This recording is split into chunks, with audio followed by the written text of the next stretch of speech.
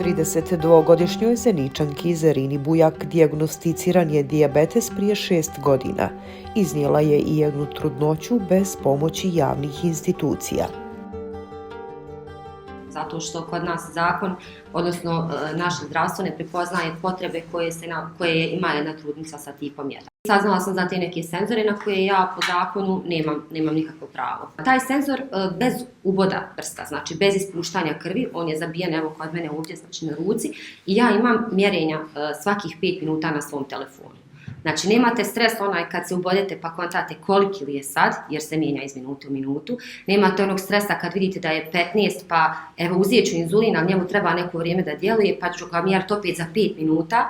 Znači, to je jednostavno borba koja traje 24 sata. Da bi on bio regulisan, kako ne bi došlo do posljedica koje su stvarno užasne, mi moramo imati punu kontrolu nad njim.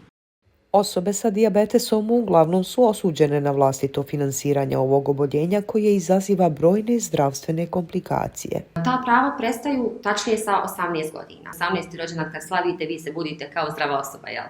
Mislim, nije kao zdrava osoba, ali vas zakon, država i zdravstvo vas tretira kao zdravu osobu, skoro pa zdrava osoba.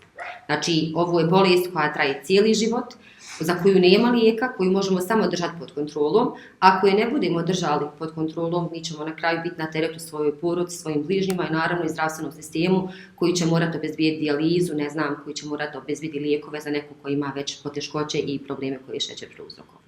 Sve što mi je potrebno, dakle, financiram sama sebi. Tim gore što mi te senzore čak moramo da kupujemo vani, znači ja moram da nađem nekoga ko će mi kupiti taj senzor, ko će mi ga dobaciti, autobusom, autom, poštom i tako dalje. Ja bih rekla da je na nekoj mjesečnoj bazi otprilike oko 350 maraka potrebno trenutno.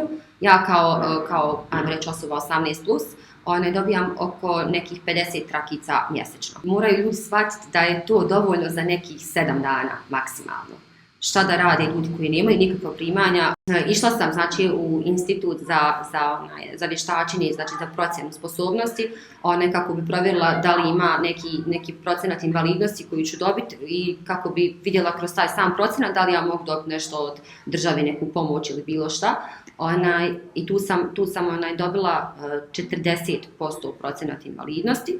Trebalo je da dobijem 60%, jer osobe koje imaju juvenilni dijabetes, to je dijabetes koji se dobije dok si dijete, do 15. godine imaju 100% procenat invalidnosti, a nakon 15. godine taj procenat opada. Tako da nakon 18. godine procenat invalidnosti je 60%. Pa u principu procenat od 60% invalidnosti meni ne bi toliko značio, ali bi značio, na primjer, mom poslodavcu da ne plaća doprinose za mene. Automatski bi to njemu otvorilo neki put da meni poveća platu ili da mu bude, ako ništa draže, i da među ostalim vlasnicima kompanija se proširi priča tako da i oni mogu da uposle osobe koje imaju dijabetes. Mi nismo nesposobni za rad. Mi možemo raditi određene poslove bez ikakvih problema, ali evo, na primjer, dosta poslodavaca koji žele da izvuku maksimum svog radnika nemaju apsolutno nikakav motiv zašto bi zaposlili osobu sa dijabetesom u odnosu na osobu bez dijabetesa. Ja nisam zapravo dobila odgovor